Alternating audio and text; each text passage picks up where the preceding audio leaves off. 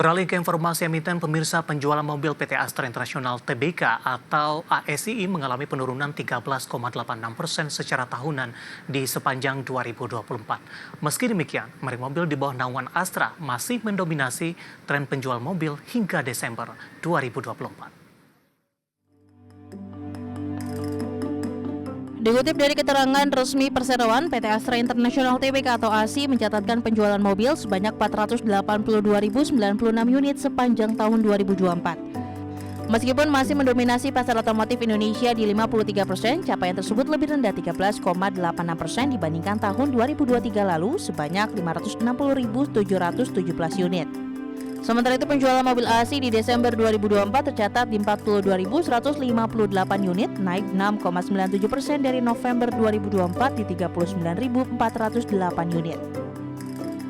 Berdasarkan data Gabungan Industri Kendaraan Bermotor Indonesia atau Gaikindo, merek mobil di bawah naungan Astra masih mendominasi tren penjualan mobil hingga Desember 2024. Adapun merek Toyota dan Lexus memimpin dengan total penjualan 291.566 unit, turun dari penjualan di periode yang sama tahun lalu di 339.292 unit. Daihatsu dengan total penjualan 162.032 unit, turun dari realisasi penjualan di 2023 di 188.000 unit. Penjualan Isuzu tercatat di 26.379 unit per Desember 2024, turun dari Desember 2023 di 31.427 unit. Penjualan merek UD Truck di 1.960 unit, naik dari 2023 di 1.799 unit. Penjualan mobil non-Astra per Desember 2024 di 382.759 unit, turun dari tahun 2023 lalu di 445.085 unit. Head of Corporate Communication PT Astra International Tbk atau ASI, Boyklana Subroto mengatakan, perseroan berharap di 2025 akan ada berbagai katalis positif yang mampu menjaga daya beli masyarakat sehingga dapat mendorong pertumbuhan penjualan otomotif nasional. Berbagai sumber, IDEX Channel.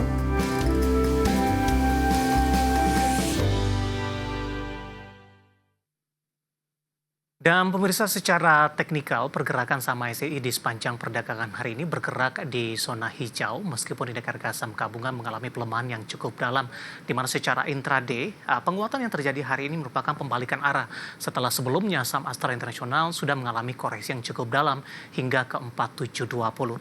Dapat Anda saksikan grafis di layar televisi Anda pemirsa pergerakan saham ASI di sepanjang perdagangan hari ini. Di penutupan perdagangan hari sebelumnya, Astra ditutup di level 4750, dibuka menguat pada pagi tadi di 4770.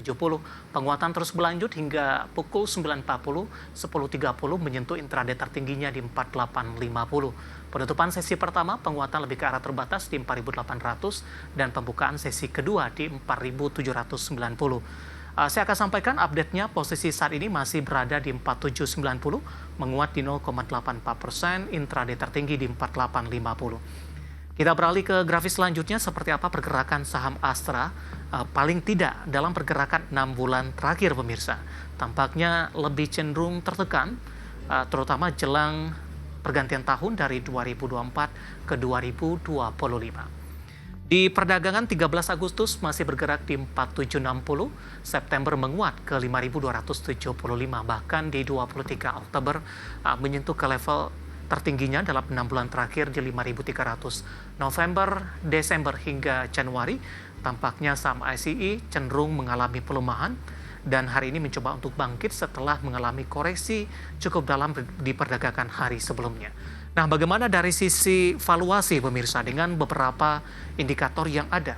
Kita bergeser ke grafis selanjutnya, kita akan coba lihat price to earning ratio-nya ada di kisaran 5,64 kali, PSR-nya di 0,59 kali, dan PBV-nya di 0,94 kali, dan PCFR di kisaran 3,95 kali.